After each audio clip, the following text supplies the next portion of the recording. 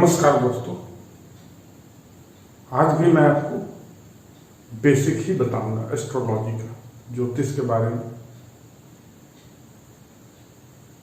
और आज सिर्फ ग्रहों की चर्चा होगी, ग्रहों का स्वभाव, ग्रहों की मित्रता, कुंडली के अनुसार मित्रता,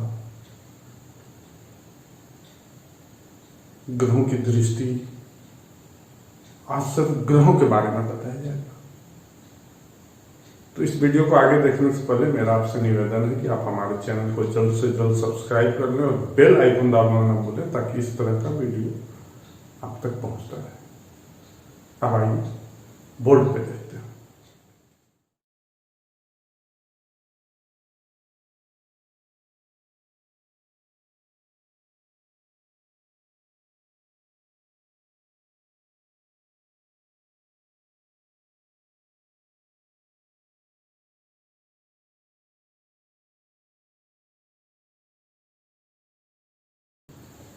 देखिए, इस चार्ट दिया हुआ है। चार्ट में इधर आपको 9 ग्रह लिखा हुआ है और सबका नेचर, किसकी दृष्टि कहाँ है, कौन ग्रह आपस में, सूर्य का 8 ग्रह के साथ मित्रता, शत्रुता, सम, न्यूट्रल को सम कहते हैं। न मित्र है न शत्रु है। ये नेचुरल, ये जो हुआ नैसर्गिक मित्रता कहते हैं। नेचुरल मित्रता, शत्रु या जो भी हो, नेचुरल।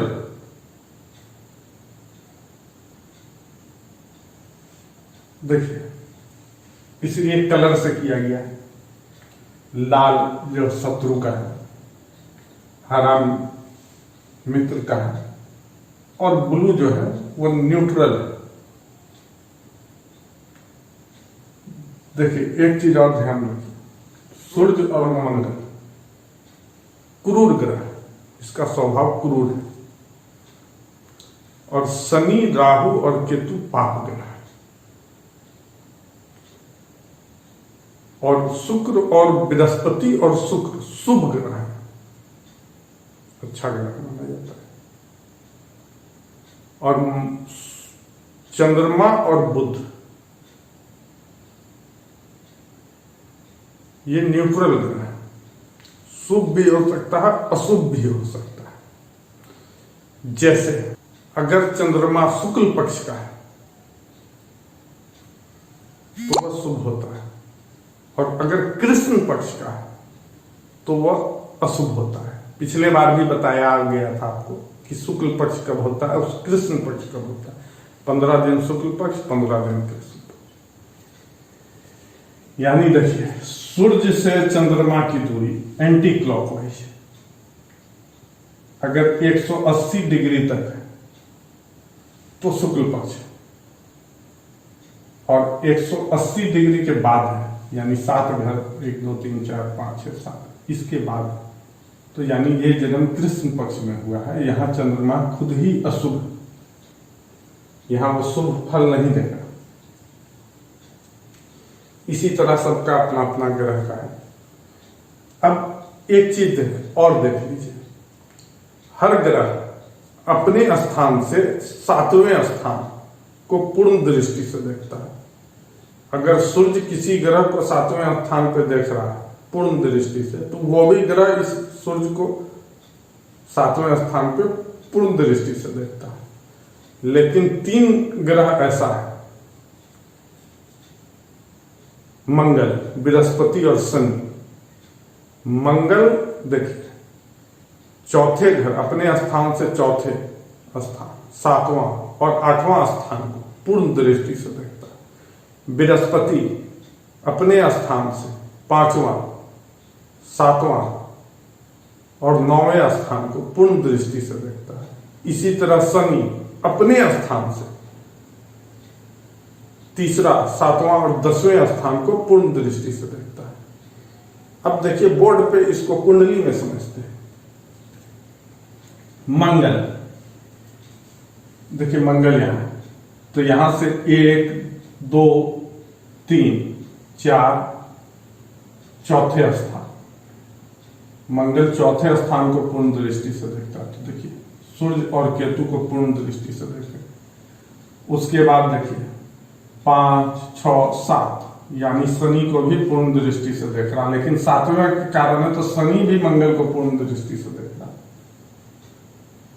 उसके बाद 8, यहाँ कोई घर नहीं, ग्रह नहीं है, इसीलिए मंगल सूर्य, केतु और शनि को पूर्ण दृष्टि से देख रहा है।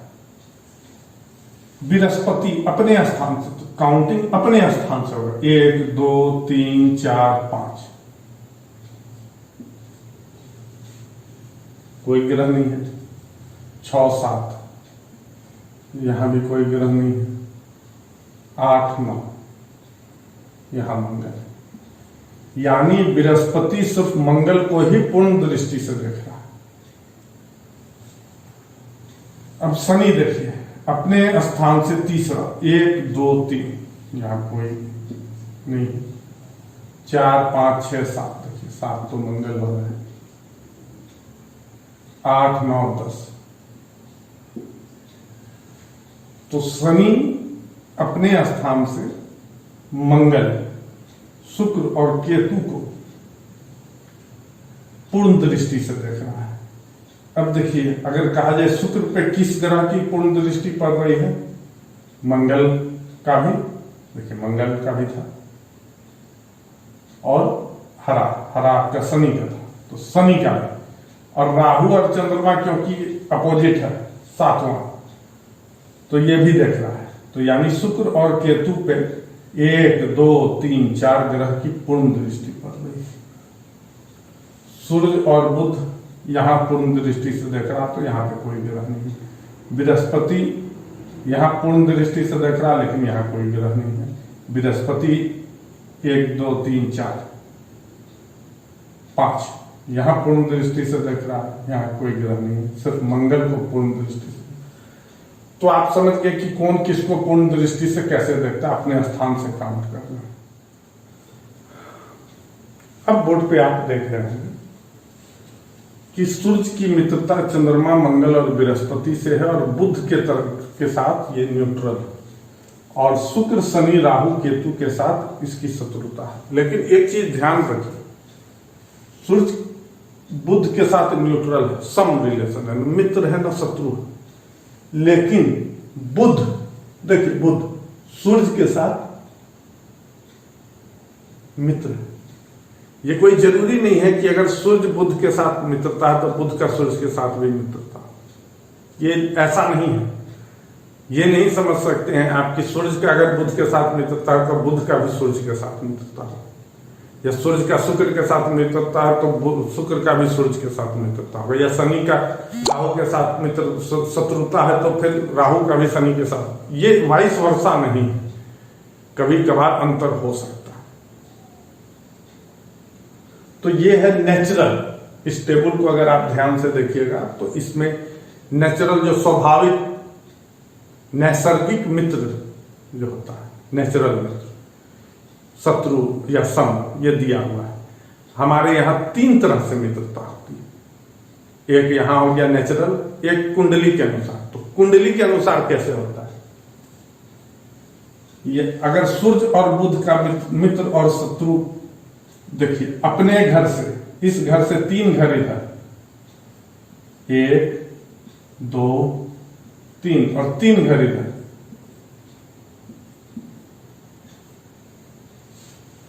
सूर्य और बुध के लिए बताया जा रहा है। देखिए यहाँ एरो कर देते हैं, सूर्य और बुध, क्योंकि दोनों इस घर में, इस घर के ग्रह के लिए, इस घर में सूर्य और बुध बैठा हुआ है, इसीलिए ये दोनों के लिए एक ही, जैसे अगर इसके लिए देखा जाएगा तो ये इसके लिए एक ही, दोनों के लिए एक ही मित्र और शत्रु होगा कुंडली के अनुसार। तो इधर से 3 अगर ये रहता, शुक्र और केतु के लिए रहता। अब देखिए पहले यहां समझिए, इधर से 3, 1, 2, 3, 1, 2, 3, यहां आपकी मित्रता रहेगी। सूर्य की मित्रता शुक्र, केतु, बृहस्पति और मंगल के साथ है, बाकी ये दोनों घर में कोई ग्रह नहीं है, यानी ये नैसर्गिक हो गया। और ये तत्कालिक मित्र, टेम्पोररी रिलेशन, टेम्पोररी रिलेशन।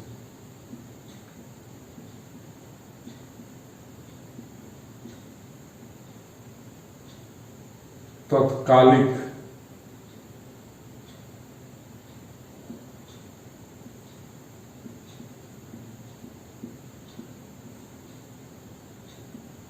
सूर्य का तत्कालिक मित्र कौन कौन है देख लीजिए।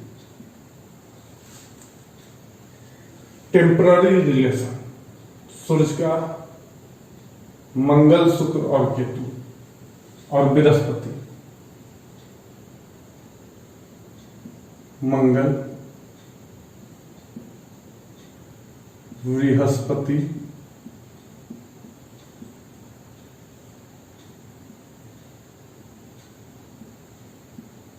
शुक्र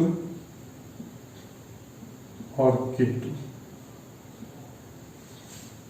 और शत्रु कौन कौन है?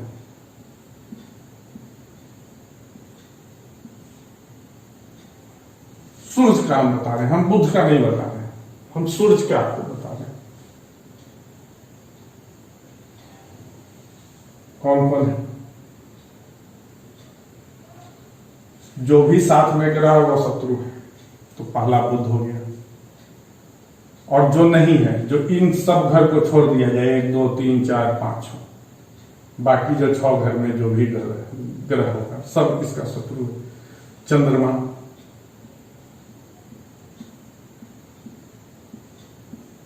बुध, शनि,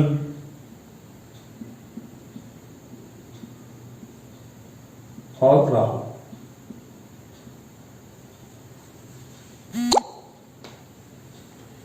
यानी 4 ग्रह तत्कालिक मित्र है कुंडली के अनुसार। कुंडली अगर ये है तो, और 4 ग्रह तत्कालिक शत्रु।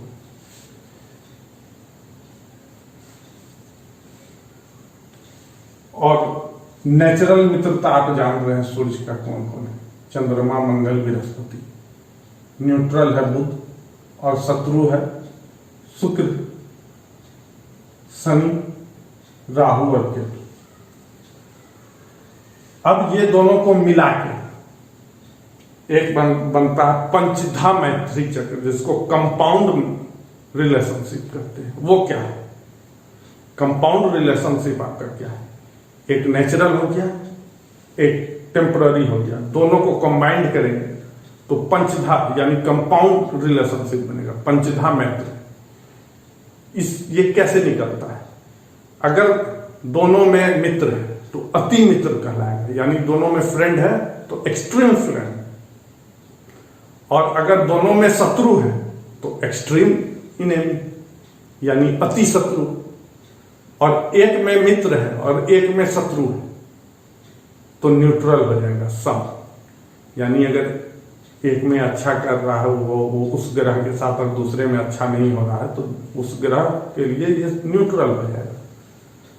और यदि एक में शत्रु है और एक में सम है, न्यूट्रल, तो शत्रु कहलाएगा। और यदि एक में फ्रेंड है, मित्र है, और दूसरे में किसी एक में सम है, न्यूट्रल, तो ये फिर फ्रेंड हो जाएगा। यानी सम के साथ एक में अगर न्यूट्रल है और दूसरा में फ्रेंड हो या इनेमी हो तो जो भी होगा वही कहलाएगा। अगर फ्रेंड होगा तो फ्रेंड कहलाएगा, इनेमी होगा तो इनेमी कहलाएगा, अगर एक में न्यूट्रल है। और दोनों में एक ही हो, जैसे फ्रेंड हो दोनों में, तो एक्सट्रीम फ्रेंड यानी अति मित्र कहलाएगा। और दोनों में अगर शत्रु है तो अति शत्रु कहलाएगा। और दोनों में अगर न्यूट्रल है तो न्यूट्रल ही कहलाएगा। और एक में मित्र है और एक में शत्रु है तो भी न्यूट्रल कहलाएगा, सम। आइए इसको टिप्पण पे भी समझते हैं। देखिए, अब कंपाउंड रिलेशनशिप, पंचधा मैत्री।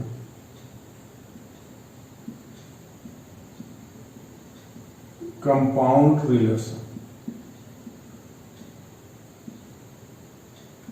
जिसको हिंदी में पंचधा मैत्री कहते हैं।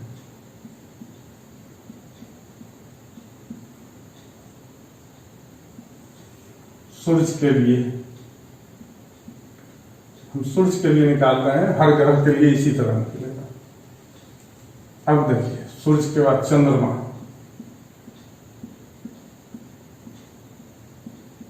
सूर्य का चंद्रमा से क्या रिलेशन हो जाएगा? चंद्रमा के साथ क्या है? शत्रु, और यहां मित्र है। देखिए यहां चंद्रमा क्या है? मित्र है, और यहां क्या है? शत्रु। यहां शत्रु है, यहां मित्र है, तो न्यूट्रल हो जाएगा, सम, जिसको न्यूट्रल भी कहते हैं। मंगल,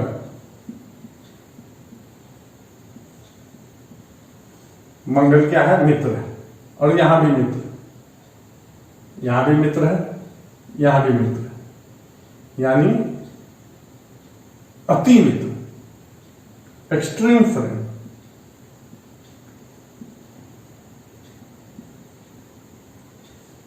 बुध,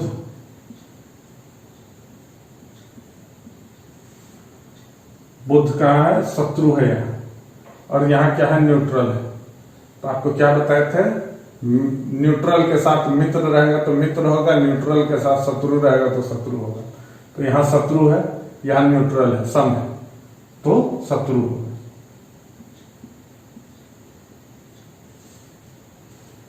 बृहस्पति, अब जरा विस्तार से समझ लीजिए।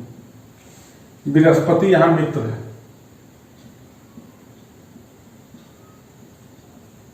और यहां बृहस्पति मित्र है, यहां भी मित्र है, मित्र प्लस मित्र हो,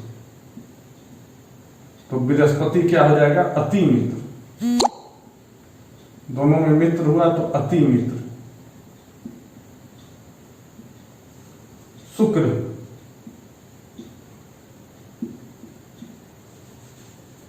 शुक्र क्या है? मित्र है, और यहां शुक्र शत्रु है। मित्र प्लस शत्रु क्या होता है? न्यूट्रल, सम, सम। शनि,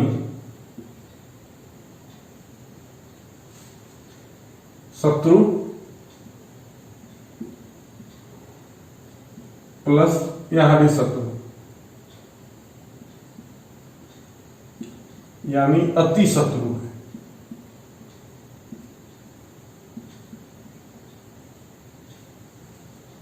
राहु, राहु क्या है? शत्रु प्लस यहां भी शत्रु है, अति शत्रु।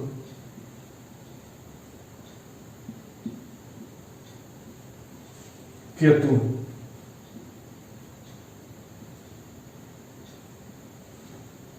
केतु क्या है? केतु क्या है? मित्र, मित्र। यहां क्या है? शत्रु, यहां देखिए शत्रु, तो क्या हो गया? मित्र और शत्रु मिल गया, सम हो गया, न्यूट्रल। एक में अच्छा हो रहा था, एक में बुरा हो रहा था, न्यूट्रल।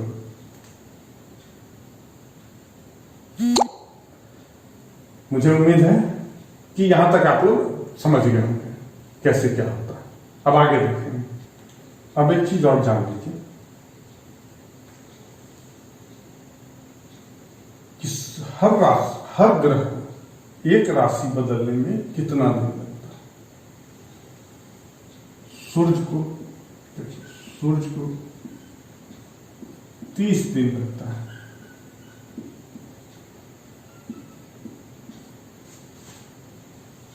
यहां से यहां आने में 30, यहां से यहां आया और जब यहां से फिर इधर आएगा 12 तो लगभग 30 दिन लग जाता है। उसी तरह चंद्रमा को लगभग 2.3 दिन, यानी 2 दिन, 2.25 दिन से थोड़ा ज्यादा, 2.25 दिन से थोड़ा ज्यादा। मंगल को लगभग 48 दिन लगता है। मंगल को आपको 48 डेज।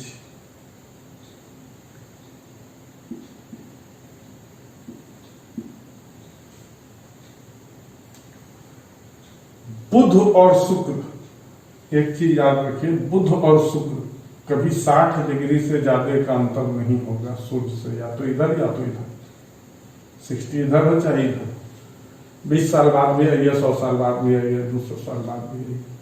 यानी सूर्य को अगर 30 दिन लग रहा है तो ये भी आगे पीछे, अगर 15 दिन में आ गया तो फिर रेट्रो, ये सब बहुत तेजी से चलता है तो रेट्रोग्रेड भी बहुत होगा, ऐसे ऐसे चलेगा, ऐसे ऐसे चलते रहेगा, तो आगे बढ़ने में टाइम लगेगा। इसीलिए इन सभी ग्रहों को भी, ये दोनों ग्रहों को मान के चलिए कि अब आप उसको 30 दिन ही जोड़ लीजिए, एक राशि बदलने में लगेगा, क्योंकि इससे ज्यादा हो नहीं सकता है।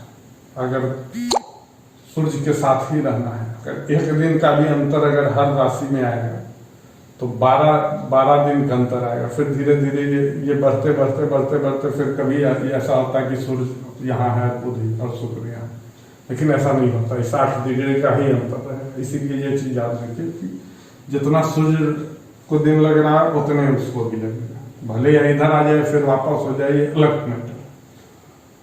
बृहस्पति को 1 साल, बृहस्पति को 1 साल यानी 12 साल में फिर घूम के वहीं आएगा जहां से चला है।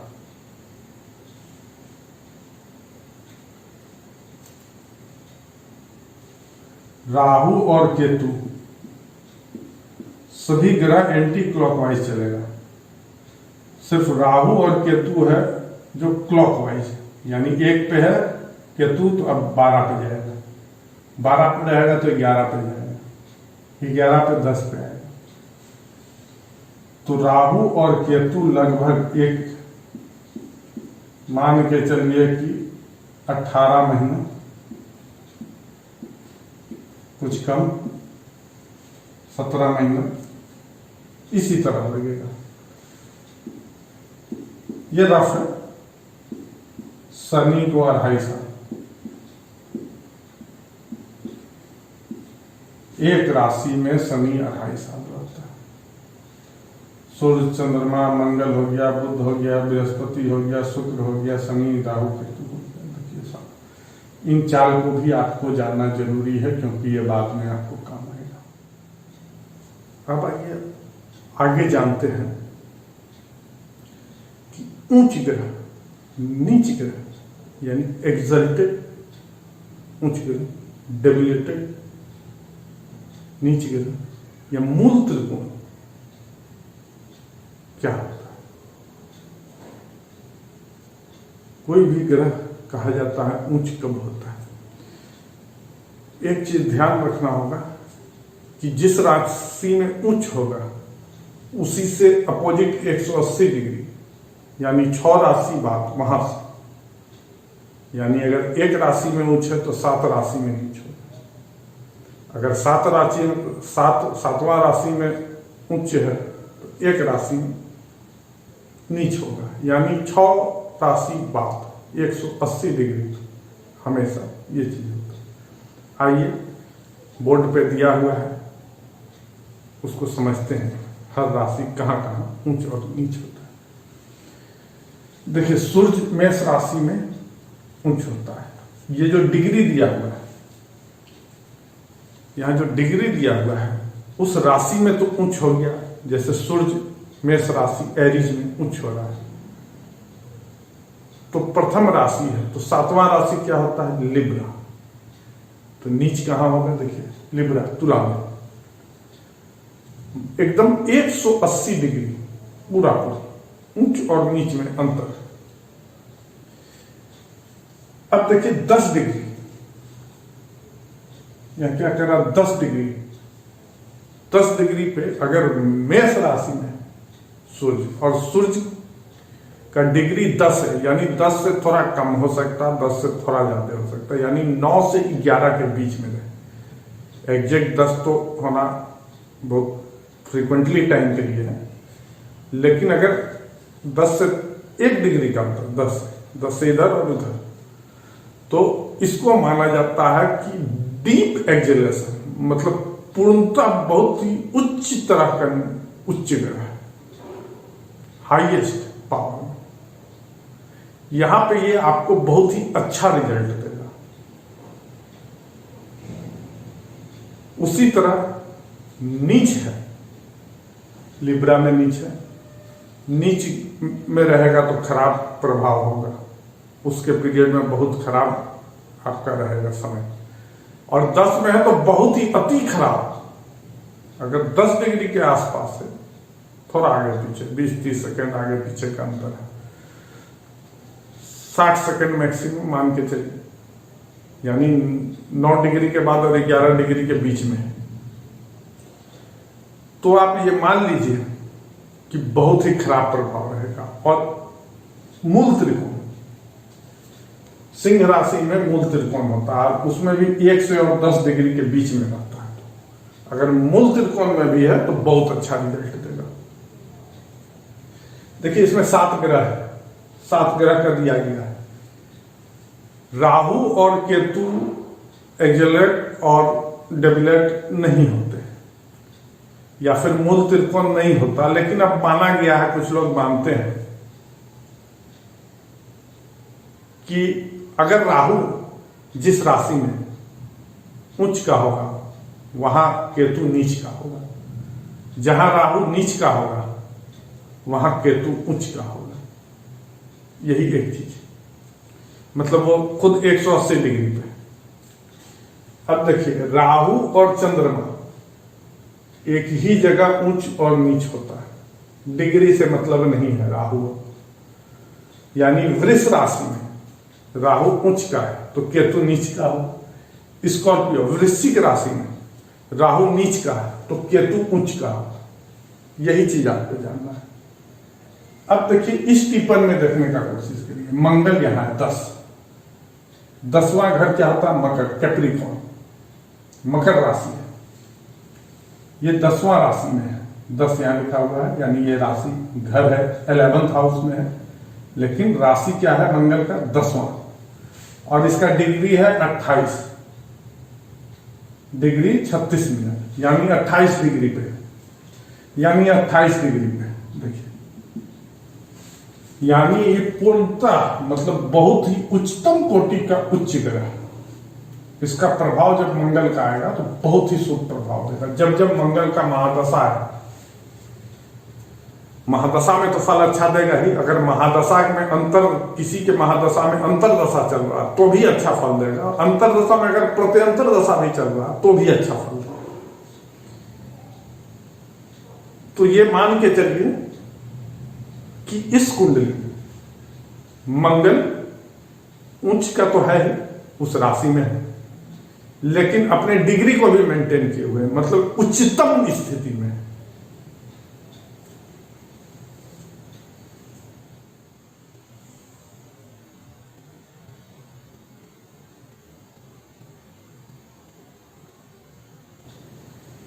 इसी तरह देखिए चंद्रमा का है, मंगल का हो गया, मंगल मकर 10वां राशि। अब देख लीजिए, मान लीजिए कोई ग्रह इस राशि में उच्च का होगा तो इससे 6ठा घर 8वां ये हो जाता है, 7वां घर अपने से 7वां घर, 1 2 3 4 5 6 7, इस राशि में नीच का होगा, या अगर इसमें नीच है तो इसमें उच्च का होगा। यही चीज है। तो यहां सिर्फ मंगल ही ऐसा घर है, 180 डिग्री मतलब यही होता है। अपने घर से जोड़ा जाए तो 7वां घर, अपने घर को छोड़ के 6 घर, 1 2 3 4 5 6 छठा। जिस डिग्री पे उच्च है उसी डिग्री पे नीचे, बाकी सारा डिग्री दिया गया है मूल त्रिकोण में कम है। बुध कन्या में उच्च का है तो कन्या हो गया आपका 6ठा राशि, तो 6 में 6 जोड़िएगा तो 12, मीन में नीच का हो जाएगा, देखिए पीसेज में नीच का हो गया। उसी तरह कर्क, जुपिटर कर्क में, कैंसर में, यानी 4था राशि होता है, 4 में उच्च का है तो 4 में 6 जोड़िए 10, कैप्रिकॉर्न मकर 10वां राशि मकर होता है, मकर में नीच का होगा। तो ये चीज आपको जानना है। ये सब चीज बाद में जब आप प्रिडिक्शन करिएगा, भविष्य जानने की कोशिश करिएगा, तो ये सब चीज जरूरत पड़ेगा। मुझे उम्मीद है कि आप लोग यहां तक समझ गए होंगे। और अगर आपको ये वीडियो पसंद आया हो तो ज्यादा से ज्यादा शेयर करें और लाइक करना ना भूलें।